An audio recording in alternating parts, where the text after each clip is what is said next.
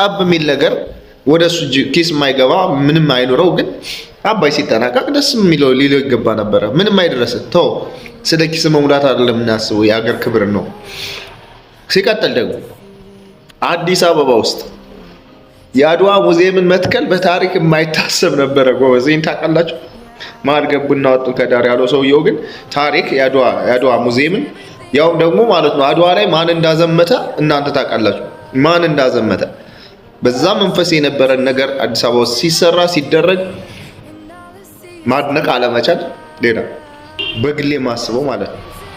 ሴራ፣ ተንኮል ነገር ከጀርባ ጠምሰው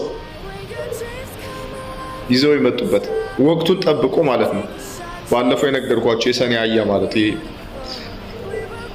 ሳሯ ለምለም ስትል እሷን በላ አድርጎ የሚራገጠው እንደዚህ አይነት ሀገሪቱ ላይ በጣም ችግር እየፈጠሩ ያሉት። ኦኬ ዋቴቨር ያሉ ሁኔታዎች እኮ እንዳሉ አሉ፣ ችግሮች አሉ፣ ፕሮብሌሞች አሉ። ግን አንዳንድ ጊዜ ደግሞ በተሻለ መጠን ማድነቅም አንዳንድ ጊዜ ደግሞ መገሰጽም ነው የሚያስፈልገው። እድሜ ልክህን ኔጌቲቭ ቲንከር ሆነ እድሜ ልክህን አጌንስት ሆነ አትችልም። እንደዛ እኮ ትክክለኛ አካሄድ አይደለም። መስመራችን ወዴት እንደሚያደርስንም ማሰብ አለብን። የተናገርነው ነገር ደግሞ ማንና ማንን ይጠቅማል ማንና ማንን ይጎዳል የሚለውንም ማሰብ ያስፈልጋል። ፎር ኤግዛምፕል በዚህኛው ዘፈን ላይ ዳስጣል ዘፈን ላይ የሚከፉ በጣም ብዙ ሰዎች አሉ። በጣም የሚከፉ ሰዎች አሉ። ከመከፋትም በዘለላ ክርክር ሆኗል። አሁን ይሄ እኛ ነን ማለት ነበር ነው እናንተ ናችሁ እንደ ያደረጋችሁ እንዲህ የገባ ነው እንዲህ የወጣ ነው። አያችሁት? ወደ አላስፈላጊ ውዝግብና ክርክር ሊያመጣን የቻለው ቀድሞ አለማሰብ ነው። ማንን ይጠቅማል? እሺ ኦኬ፣ በዘፈኑ እንድዝናናበት ነው ወይስ በአይዲያው እንድንዋጋበት ነው የተፈለገው ነገር?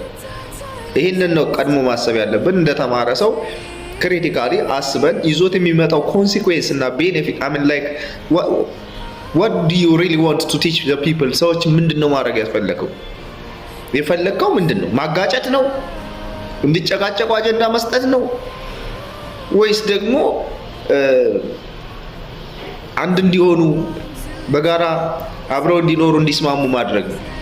ይሲ በዋነኝነት ጠብ ካለው በጣም ከፍተኛ የሆነ ላይክ እና ኮሜንት ካገኙት ዘፈኖች መካከል የሆነው አንዱ ይሲ ለምን እንደሆነ ታውቃላችሁ?